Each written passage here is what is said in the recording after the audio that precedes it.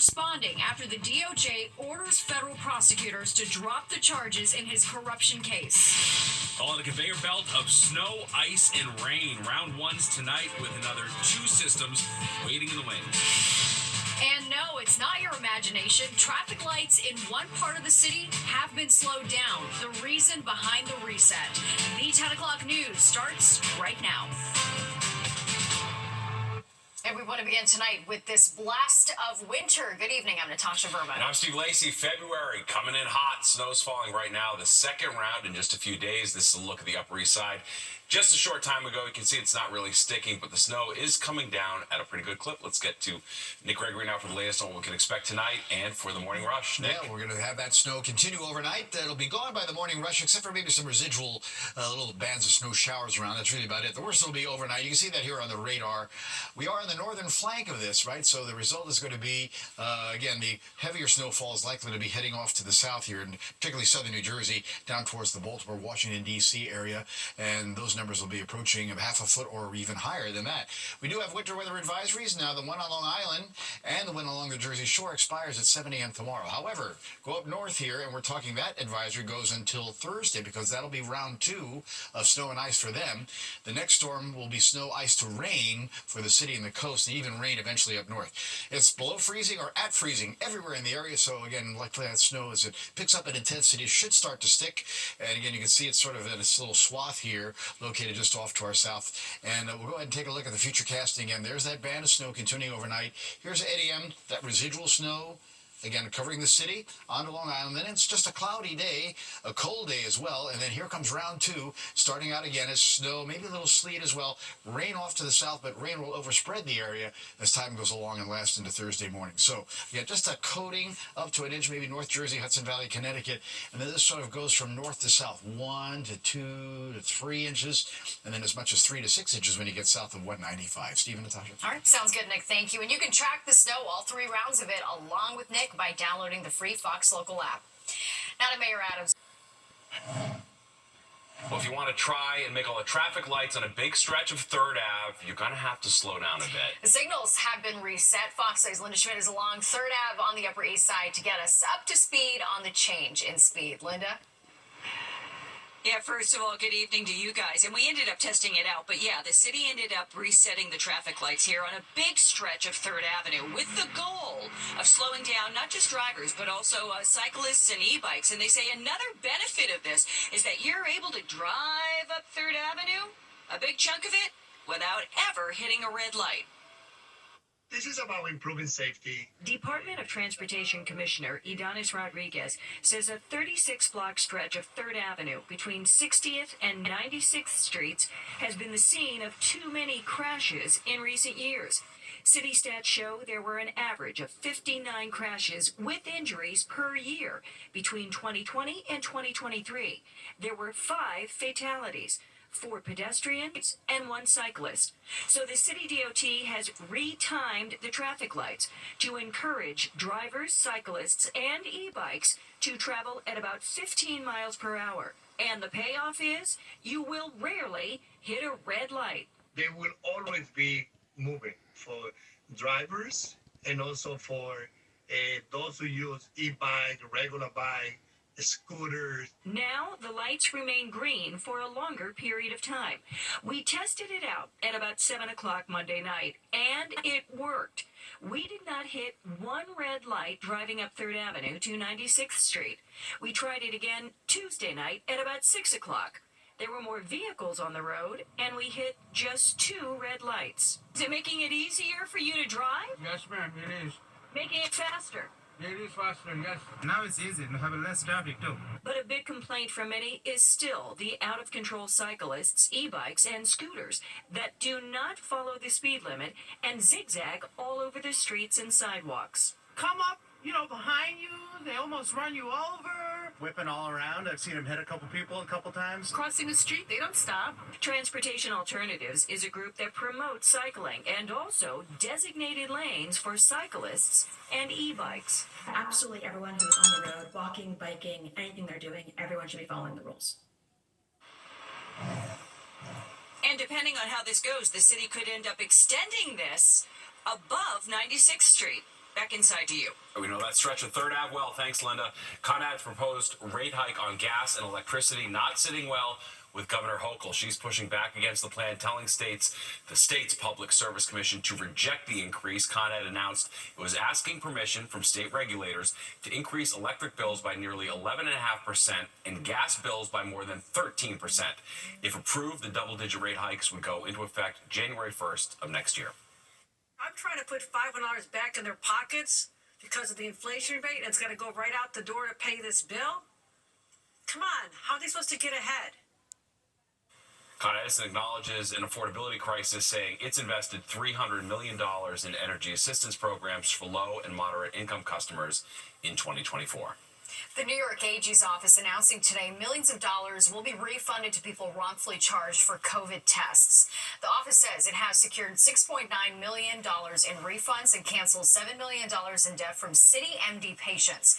An investigation by the AG's office found that the urgent care provider wrongfully billed patients for COVID testing at the height of the pandemic, and in some cases, CityMD was issuing bills up to 2 years after services were provided and was threatening to send overdue bills to debt collectors. Results still coming in for a special election that was held in Westchester to elect the next county executive. Republican Christine Sculty, who has the backing of President Trump, is a deputy elections commissioner in Westchester. She's running against interim county exec Ken Jenkins, who was appointed as a temporary replacement when former executive George Latimer left for Congress. Jenkins has served as deputy county executive since 2018. With more than 70% of the results in, Ken Jenkins is well ahead in the vote count. Well, the repercussions of a deadly fire in Brooklyn are being felt across the city. It all stems from images shared on social media by the FDNY of fire hydrants being blocked by cars in Bay Ridge on Sunday. Now, as Fox 5's Jessica Formoso shows us, a group in Ozone Park, Queens, want the city to make sure a similar situation doesn't happen in their neighborhood. The biggest concern is that what happened Sunday night, that someone's going to die because of a blocked fire hydrant. Sam Esposito, president of the Ozone Park Residents Block Association, doesn't want what happened in Bay Ridge, Brooklyn early Sunday morning happening here in Ozone Park, Queens. A fire claimed the life of a 34-year-old man. The FDNY posting these photos to social media, writing, "Parked cars blocked the 2 closest hydrants as firefighters responded." I'm begging New Yorkers in all 5 boroughs, please do not leave your cars on hydrants. An issue, Esposito says, has been happening in Ozone Park for years. Our camera caught several cars blocking hydrants on Tuesday night. I would say 60% to 70% of our hydrants are blocked through the night. The Block Association sent a letter to the City Council, Senators Mayor Adams and Governor Hochul, demanding that blocking a fire hydrant be treated as a more serious offense rather than just a minor summons. What we're saying is maybe they can have traffic do midnight tours, because traffic don't do midnight tours. So if we had traffic out writing summonses just for hydrants during the midnight tour, it would give the police a break from having to write those summonses. He says within the last 5 years, he has made more than 1,000 311 calls reporting such matters, claiming the response time for 311 complaints about blocking a hydrant have been alarmingly delayed. The 311 calls that come in for blocked fire hydrants take priority. In a statement to Fox 5, a spokesperson for the NYPD says they take hazardous parking violations seriously, saying, quote, "Last year, the NYPD issued 9,445 parking summonses for blocked fire hydrants within the confines of the 106 precinct, the precinct that encompasses Ozone Park. This is a 10% increase from the year prior, where 8,568 summonses were issued for blocked fire hydrants. The issue in Ozone Park is clearly parking, too many cars and not enough spots." In Ozone Park, I'm Jessica Formoso, Fox 5 News. Well, it's a 3-digit number that says a lot about us, especially in New York City. And it even leads to area code envy, so get ready. The Big Apple about to get a new one. Plus this. A surprise today for Paul McCartney fans as the Beatles musician sent out a message that he's performing in a matter of hours at a surprise concert here in Lower Manhattan. The rush was on to get tickets. We'll tell you how it went and what he had to say to Fox 5. That's next on the 10 o'clock news. I-80 eastbound in Wharton, New Jersey remains closed tonight after a second sinkhole popped up. The ground showed signs of instability yesterday. The DOT says the sinkhole got bigger while crews were conducting a soil test. It's just 75 feet away from a sinkhole that was repaired back in December. I-80 East in the area of Wharton remains closed until further notice. Let's get real. Most New Yorkers have an area code ending. That's right. The 3 digits, whether it's 212, 917, or even 718, are highly coveted. And as Jennifer Williams shows us, we're about to add a new one to the mix. I take pride in my 917 area code. The New Yorkers that get it, and the ones who don't. 646, what is this? That's your new area code. I thought 646 was just for new numbers. This is a new number. There's a certain mystique about having one of the original New York area codes. I'm very happy to have a 917 area code. And I think when I give people my phone number, they are like, oh, okay, he's got the 917. My area code's 646, which I think is also a pretty familiar New York area code. People love their area codes. But in a city of millions, NYC is running out of numbers. We're running low on those prefix to assign out to carriers. So we need a certain amount in inventory for the providers that are already there, as well as new entrants, new carriers going into business. State officials recently gave the green light for one new area code, which will be rolled out by the North American Numbering Plan Administrator. It'll be all the services. It'll be one area code. And the current exhaust date is fourth quarter of 2026.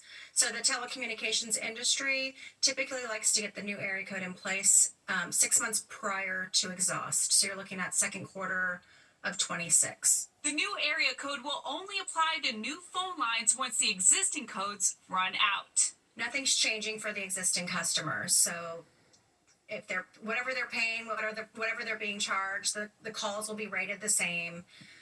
There's no dialing plan change. It's just a new area code being implemented. 917-212-347. And 718. And 718. In NYC, an area code is more than just a number. It's nice to have a New York area code. On the Upper East Side, Jennifer Williams, Fox 5 News. Yeah, we're just talking. I get still it. got like way old school Mine numbers is from my hometown in Texas. It's your identity. Yeah, it's for important. sure. Yeah. All right. Well, let's get back to our big story tonight. A blast of winter, the first of 3 we're expecting this week. This is a live look outside, so are we going to need to shovel our way to work tomorrow morning? Nick's back with the forecast. And back to the DOJ ordering prosecutors to drop the corruption charges against Mayor Adams. Coming up, we're going to take a look at the timeline of events, starting with when the mayor's legal troubles first began.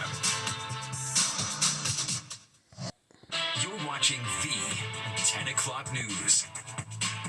Looking at some snow on the radar, the heaviest of it to our south, with central New Jersey being the dividing line. All right, thanks for staying with us. I'm Steve Lacey. And I'm Natasha Verma. This is just the first of 3 potential blasts of winter weather that we're going to see over the next several days. Let's take a live look outside. The snow is falling as we speak, so you definitely want to take it easy out there. All right, let's take you to the Jersey Shore tonight. The boardwalk in Wildwood. Wow. Covered in snow. It looks kind of nice. All right, Chief Meteorologist Nick Gregory here now with an update, Nick. Yeah, down there, they're going to be looking at least 6 inches of snow or more. So we're going to miss out on that because we're on the northern flank of the storm. But still enough to create some, accumulation in the range of about 1 to 2 or 3 inches around the city area. And that's why we do have winter weather advisories across Long Island. That goes till 7 in the morning, same down the Jersey Shore. But the one to the north and west here, Ulster County, back into northeastern Pennsylvania, that's going to last a little longer. That's going to go until Thursday because they're going to get another round of snow and some sleet there as we get into the second system, which would be tomorrow night. All right, we are at or below freezing everywhere. So again, the roads showing kind of wet. They've probably already been treated ahead of time. And again, you can't see this little swath of snow on top of us. We're sort of on that northern flank, as you saw, the heavier snow extending on off to the south here, and that will continue to be the case. And again, you're going to see the accumulation still ranging in that 1 to 3 inch range. We'll talk more about that in a second. So the steadiest snow will be over by tomorrow morning's commute. However, we'll still see a couple of pockets of light snow or snow showers. Notice the temperatures in the 20s in the suburbs to about 30, 32 in Midtown. Cloudy the rest of the day, then tomorrow night, round 2. This one a little bit different, though, because it is going to have some snow to sleet, but to rain in the forecast, believe it or not. We haven't talked about that in a while. And that's going to last on into Thursday. So as temperatures get into the 40s on Thursday, that rain will come to an end about midday. Maybe a little sun after that in the forecast. Again, this computer model showing just generally about an inch or two to 2 or 3 inches, again, depending upon where you are as we go through Wednesday. And you can see the next round tomorrow night could leave about an inch in some places. For the first round of snow, again, just about an inch in the northern suburbs, 1 to 3 City and Long Island. And again, you get south of 195, you're looking at 3 to 6 inches. Steve? Very well. All right, thanks, Nick. And you get the latest updates on all the blast of winter Nick's tracing this week by downloading the free Fox Local app, where you can get your forecast and watch our newscast anytime. Back to the DOJ ordering federal prosecutors to drop the corruption charges against Mayor Adams. Tonight, we're taking a look back at the timeline of events and how the mayor's legal troubles got started. Fox 5's Teresa Priolo has a step-by-step look at what led to the indictment and the DOJ deciding to drop the case. Mayor Eric Adams' legal troubles began long before his first court appearance. According to the 5-count indictment against him, back in 2015, he established relationships with Turkish officials. Between 2016 and 2017, he traveled to the country 3 times, allegedly accepting pricey tickets and luxe hotel stays in exchange for influence back in New York City. The swanky upgrades and expensive favors lasted through 2020. In 2020, Adams allegedly solicited and received straw donations, which helped to circumvent the city's campaign finance rules. Fast forward to September of 2021, when the mayor allegedly put pressure on the FDNY to fast-track the opening of a new Turkish skyscraper on the east side, a building that wasn't up to code and failed inspection. It was November of 2023 when the feds ramped up their investigation, raiding the home of Adams' aide Brianna Suggs and seizing the mayor's electronic devices. In 2024, the FBI raided the home of more of his top advisors, including Winnie Greco. Fast forward to July of 2024, when the mayor is officially served grand jury subpoenas, and from that point forward, one aide after the next resigns, from the police commissioner to his chief counsel. In September, the federal indictment against the mayor is unsealed and he is indicted by a grand jury. The mayor has continuously denied any wrongdoing, and despite the growing chorus to resign, he still refuses. Teresa Priolo, Fox 5 News. The NYPD needs your help identifying this suspect in a possible hate crime in Brooklyn. Police say it happened Saturday in South Williamsburg. The victim, just an 11-year-old girl, was wearing traditional Jewish attire when the suspect grabbed her hair and dragged her to the ground. The girl suffered minor injuries in the attack. If you have any information about who this suspect is, you're being asked to call Crime Stoppers. The NYPD on the hunt for this suspect, who they say assaulted a 78-year-old woman. It happened last Saturday in the Morrisania section of the Bronx. Police say the suspect, seen here, walked up to the woman and kicked her in the shoulder, causing her to fall to the ground. The woman suffered minor injuries. Anyone with info is asked to call Crime Stoppers.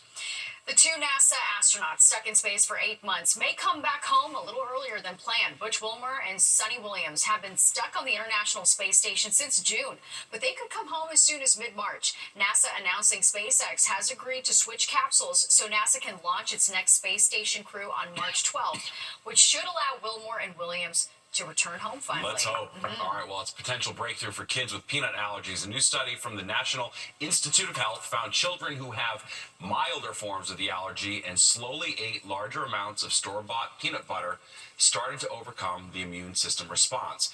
Researchers say the findings could help around 800,000 kids who have a high threshold peanut allergy. However, they urge parents to consult an allergist before taking exposure therapy on their own. Well, her grandmother captured the hearts of billions around the world for her humanitarian work and acting. Now, Audrey Hepburn's granddaughter is stepping in front of the canvas, not the camera, and making her own mark in the art world. And if chocolate is your love language, there is a new viral sweet treat waiting for you this Valentine's Day.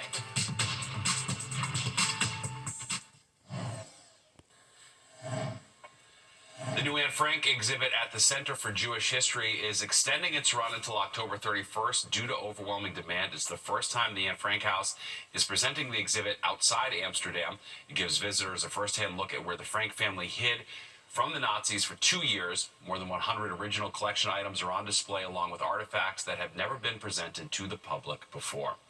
Well, an art exhibit in Lower Manhattan features the work of Audrey Hepburn's granddaughter. Yeah, very cool. Fox 8 Jessica Formoso talked to her about her grandmother's legacy and how it helped shape her art experience. This is the first time that I'm really showing my work in such a high sort of level and environment, and it's been an amazing experience so far. In her first solo exhibition, Emma Hepburn Ferrer, the granddaughter of Hollywood icon Audrey Hepburn, I'd buy some furniture and give the cat a name. who starred in many classic films like Breakfast at Tiffany's, is showcasing her artwork in Tribeca. So I've just been making work over the years in my studio and kind of, isolated, and now really to present it to the world and for it to be so, seen and understood is really a wonderful sensation. The Scapegoat, as it's titled, is on display at Sapar Contemporary. The paintings look at the complex and fragile relationship between man, wild and domestic animals, and nature. I was living in New York City up until 4 years ago, and now I'm in rural Tuscany, and finding myself in this incredibly natural, sort of secluded, isolated, beautiful place that's also steeped in history and religion, I started to sort of question this very complex relationship. Emma says she used scapegoats as a metaphor for something greater. Nina Levent is the co-owner of Sapar Contemporary. It's titled A Newborn Scapegoat. She's putting into the nature of somebody who's just born, who is meant to be a sacrifice. And in a way, Emma says her artwork is an homage to her grandmother, a woman who dedicated her life to helping others. Her life was about empathy and about focusing on who those innocent victims are and who takes the brunt of society. And I really realized how much of a metaphor my work is for exactly that. Her art will be on display until the 15th in Tribeca. I'm Jessica Formoso, Fox 5 News. Well, Very impressive, yeah. Yeah, very much so. Well, a surprise Paul McCartney concert sounds too good to be true, right?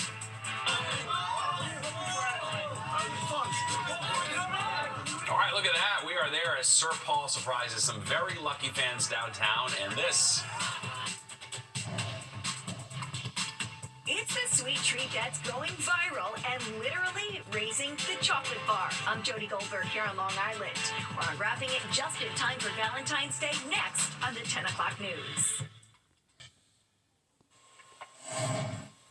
Paul McCartney getting a little help from his fans on the Lower East Side tonight. That's right, the music icon giving a surprise show at the Bowery Ballroom. Fox 5's Arthur Chan caught up with some of the very lucky ticket holders.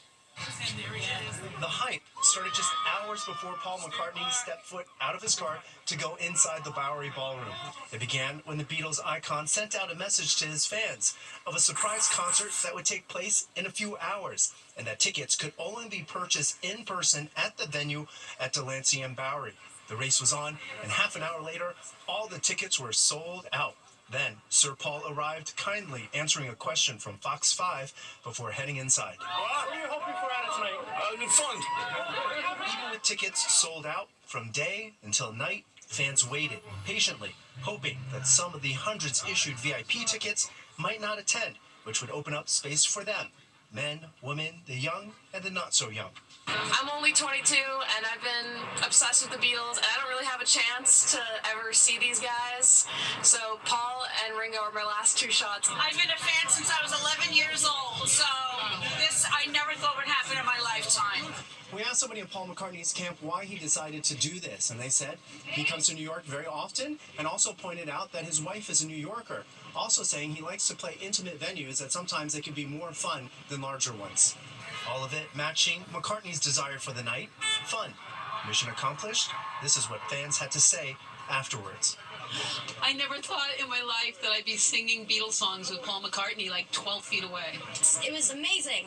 It was so fun. About it? The energy of the band and him and the crowd. To see it in a club, it felt like how they started out in the Cavern Club in Liverpool.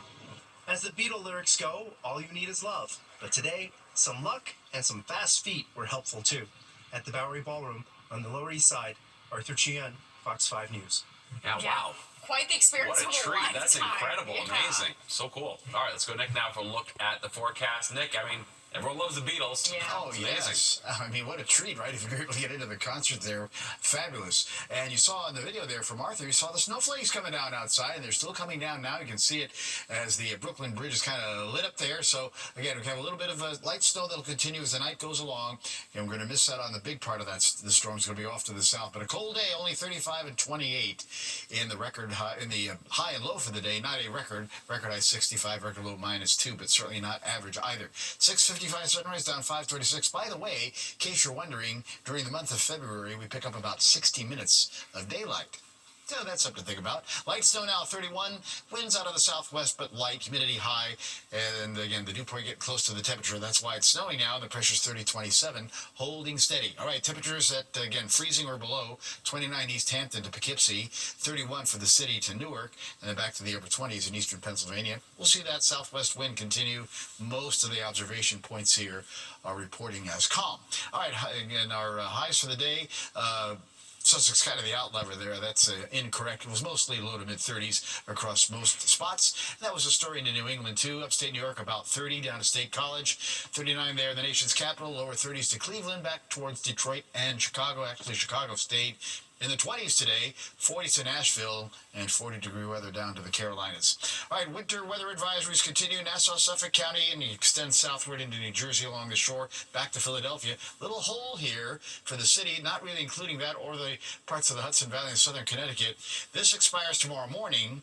This expires Thursday because round 2 of snow and some sleet is coming in tomorrow night into early Thursday. This first round leaves about an inch, well, let's say a coating up to an inch, North Jersey, Hudson Valley into Connecticut. That's why there's no winter weather advisories there.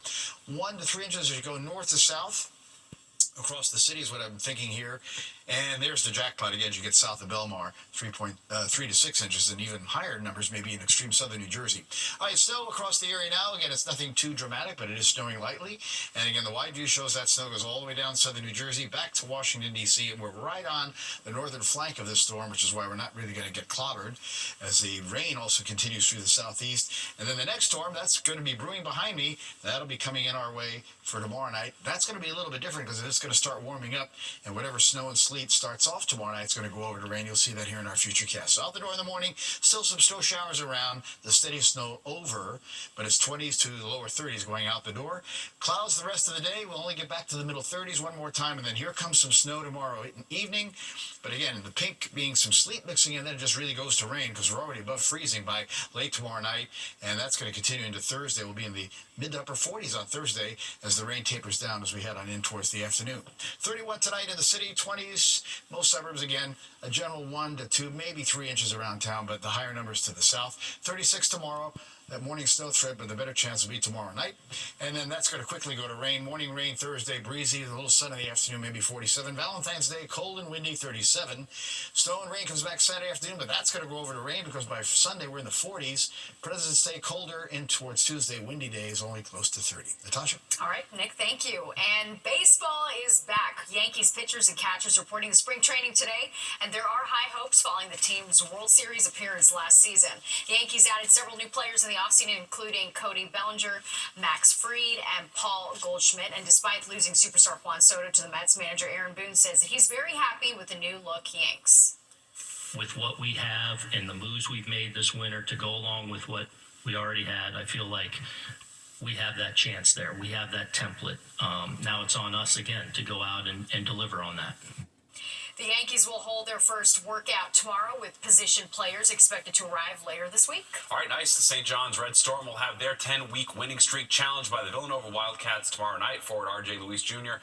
has led the team to 2 big wins over Marquette and UConn, and he spoke about the national attention the Red Storm is now receiving. And really just staying level-headed and staying where our feet are, and, that's on the ground. And I mean, it's great when you're winning, everything is going well, once you lose a couple games and it's like the whole world is against you. All right, today he was named the Associated Press's Men's College Basketball Player of the Week. He led St. John's in scoring with 17.6 points per game, averaging 8 6.8 rebounds. And dining sheds will soon make a comeback in the streets of New York. The DOT holding a show and tell today, educating restaurants about the strict compliance rules that will be in place starting this spring, like those removable floors so the street can be cleaned to keep the rats away. Businesses will be able to rent compliant sheds from an approved vendor that will also store them at their warehouse during the off-season. We're here to ask all restaurant owners to please get ready for April 1st. Seasonal Dining Out NYC program is the largest and the best one in the country. So far, the DOT has received 4,000 applications and expects more. Dining Out NYC runs from April through November. The City Council made the program permanent after it got popular during the pandemic. Well, we are opening the only in Florida file next for this story. Yeah, nothing to see here, just a T-Rex or a very small man in a costume on a paddleboard. According to Airbnb, more people are making travel plans this year for Valentine's Day. The company says searches for couples trips on the site are up 50% compared to last year. Airbnb says solo travelers are also seeking out trips to the beach. Duo travelers are looking for cozy cabin escapes, and the big groups are looking for poolside retreats. And you can't have Valentine's Day without chocolate, of course, and there's a new candy that's all the rage. Yeah, this stuff's everywhere. Fox 5's Jody Goldberg shows us how the pistachio cream-filled confection is raising the chocolate bar. It's a TikTok trend. The texture is a 10. Oh. This is phenomenal. That's literally raising the chocolate bar. It's a Dubai pistachio kunafa chocolate bar. We just call it the Dubai bar for short. If you're a fan of chocolate and pistachio, We try to get as much pistachio in as possible. you'll probably want to try the Dubai Kunafa chocolate bar. The filling is pistachio cream mixed with cooked shredded phyllo dough, which they call kunafa, and a little bit of tahini paste. That really makes it more like the original from Dubai. From Dubai to Huntington, Sweetie's Candy Cottage started shipping the sweets last summer. We ship to Guam, we ship to Australia, we ship to France, and we've shipped to almost every state in the United States. And sales at their shop, along with Lazar's in Greenvale, It's been pretty hot, pretty consistent. haven't slowed down since. We get calls every day, and people come in every day, and they grab a bar. So if you're someone like me who likes milk chocolate, deviating from your regular routine may feel a little bit funny, so let's see. It's really good. It's a great texture. You got the punch. It's a mixture of creamy and crunchy, and the taste. It's subtle. The brick-like bar, dubbed the Millennial Willy Wonka, is inspired by kunafe, a Middle Eastern dessert. I should hope it has some protein in it since it has some nuts. It has the right chocolate to crunch ratio, and when it comes to calories, who's counting? On Long Island, Jody Goldberg, Fox 5 News. I'll trust myself Calories around don't it. count. That's right. All right, well, there's more. The 10 o'clock news straight ahead. We'll be right back. Well, a bizarre sight in Florida, a T-Rex paddling on a waterway in Martin County. The sheriff's department says they had to do a double take when they captured video of a man in an inflatable T-Rex costume making his way to a dock, but the paddleboarder did eventually shed his prehistoric disguise. So Florida. All right. Don't go anywhere. Good night. New York is next at 11, and you do not want to miss it.